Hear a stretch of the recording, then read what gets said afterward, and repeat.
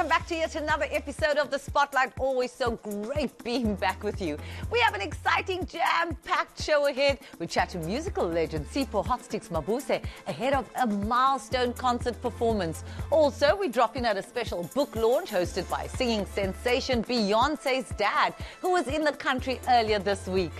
All that and more later on in the show. But first, a look at some local headlines, including the shocking news of musical icon Double HP's sudden passing. When I make my first million, I'll be a mob-town original. Don't ever treat me like a criminal.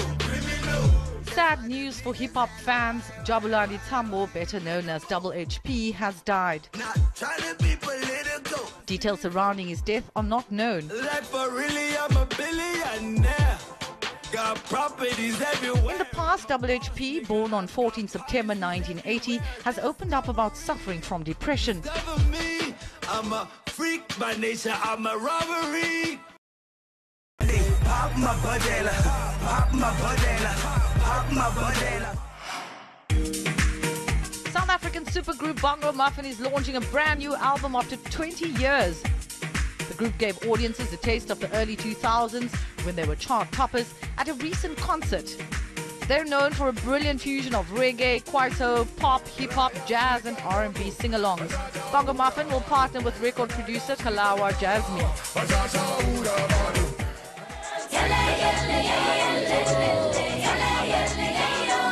Well, here's an international hit made lekker locally.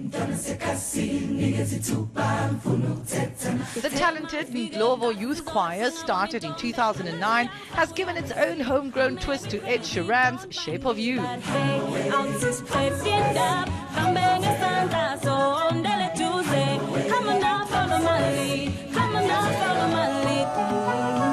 Members of the group are made up of a community program providing healthcare, early childhood education, after-school activities and more to rural Mutsi in Limpopo. And they've made us proud with this toe-tapping rendition.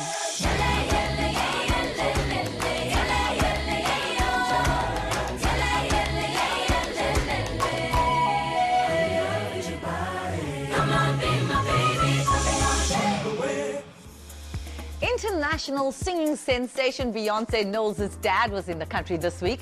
The music mogul and author came here to launch his brand new book at the University of Cape Town's Business School.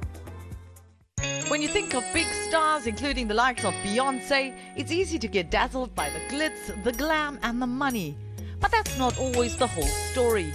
Matthew Knowles is not only the father to one of the greatest cultural icons of our time, he's also a renowned academic, author and music producer. He's now published yet another book titled The Emancipation of Slaves Through Music. This book is about knowledge, things I didn't even know about that journey from Africa to America to the States, coming as slaves, in that journey, how the tribes couldn't communicate, and it was through banging on the hull of the ship and humming and singing, and codes were in these songs for the slaves to escape. This book takes you from Africa with drums and instruments that were created in Africa, the harp, the banjo, guitar, takes you from that to modern day. In conversation with UCT Business School professor Kurt April, Knowles unpacks the story further to an audience made up of UCT alumni, students and corporate professionals. He also shares his inspiration behind the book. I'll tell you what inspired me to write the book. I was asked by my dean at Texas Southern University literally 3 days before class to teach a third class on special topics. So here I am, the day of class, I'm driving, trying to think of what's the topic. So what hit me was music and slavery and the impact of both. So I came up with the title, The Emancipation of Slaves Through Music. The Emancipation of Slaves is available online and at major bookstores. And from Queen Bee's home squad to a glam squad, seems almost everyone related to Beyonce is in town this week. Her personal makeup artist, Sir John, hosted a special makeover event in Cape Town, and the spotlight was there. Ever wondered how musical greats like Beyonce always look like they #woke up like this? Well, maybe, just maybe, makeup pros like Sir John have a little something to do with that. He's become one of the world's most sought-after makeup artists, the man behind Queen Bee's red carpet ready look. Now he's here in South Africa in collaboration with a leading South African retailer to share his beauty secrets with others in a whole host of live demo masterclasses.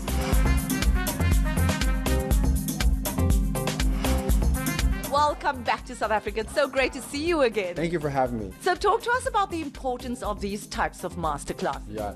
Well, I mean, these classes are important, not just for, it's important to learn how to do a new application of mascara or to embrace a different shape for the eyes or even like, an application of powder. But honestly, it's beyond makeup. This is what I talk about. I don't know about anybody else, but I really think it's an inside job. So are cosmetics moving the needle emotionally? Is by putting that swipe of red or orange on your lips every day, does it make you feel better about yourself when you look in the mirror? I mean, if you can't do that, if the takeaway isn't something that is moving or enriching in terms of self-empowerment, there's no point.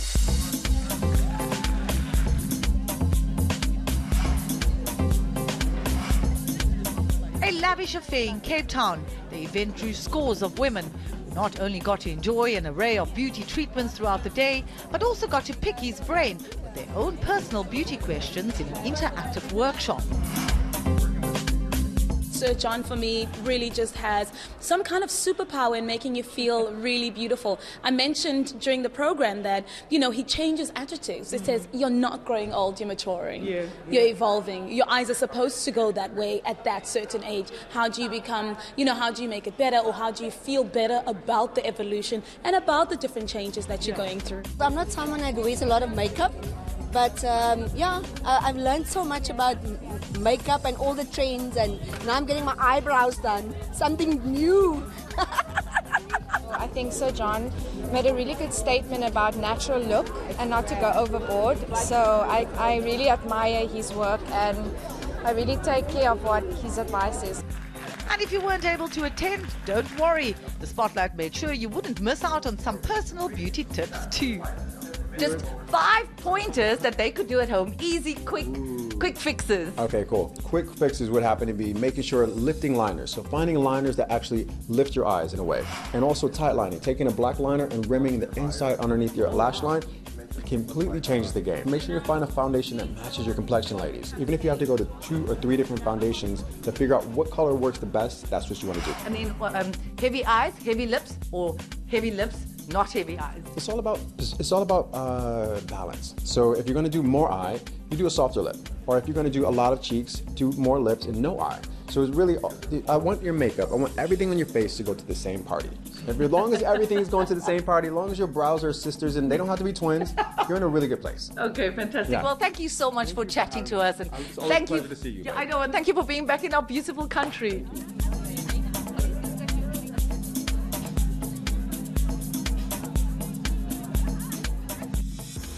From beauty tips to roughing the seas, local celebs braved Cape Town's infamous Cape Doctor this week, all in the name of charity. They took to the water at the Great Optimus Race at this year's Cape Town International Boat Race. And of course, the Spotlight was there in full support.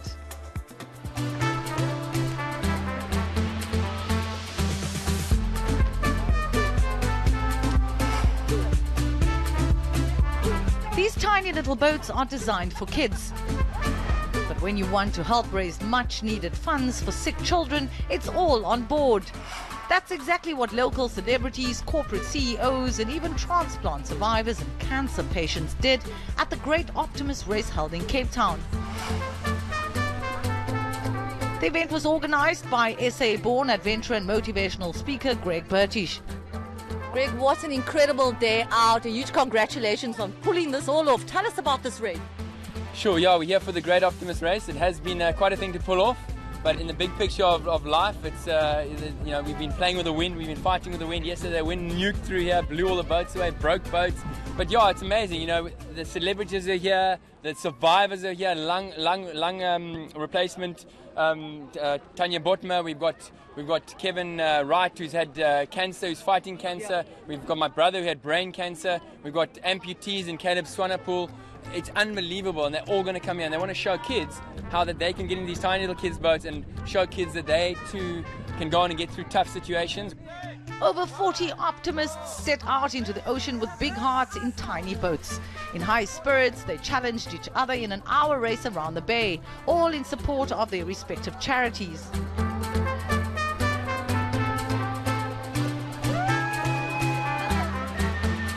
Anu, huge congratulations on finishing the race. Yes, I did it. It's much more difficult than what you think it is. Exactly. Tell us, why did you decide to come on board with this race? Well, it's a lovely bunch of people, and it's all for a good cause. And it's happy hunting season, Christmas, and all those things around the corner. It's time to do something good. But what a great day out on the water, and how great to be for such an incredible cause as this today, and out for the kids. It's been really, really wonderful today. But how did this all come about? I spent 200 days in hospital. I was infected by a tropical bacteria way back in 2001, and I had to fight it over 6 years.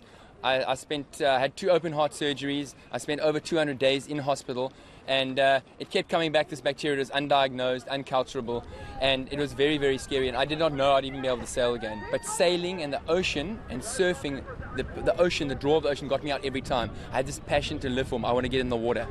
These kids in hospital I work with now, they have nothing to live for. And the sad thing is that sometimes hospital is a better place than home. And now we're going to try and find a passion and something for them to get out of hospital and go to learn to sail. And they're going to find a passion in sailing, but also learn a skill. Just seeing the difference that it's made has really given me a bit of a kick up the behind as well. And this is not going to be my first time. I'm going to continue helping Greg afterwards. Fantastic. Well, hats off to you for participating, and I think we need voices like yours to do this kind of stuff every day. And mine. Because I'm a big and fan. ours. All in all, it was plain sailing for Greg and his entire team of incredible optimists.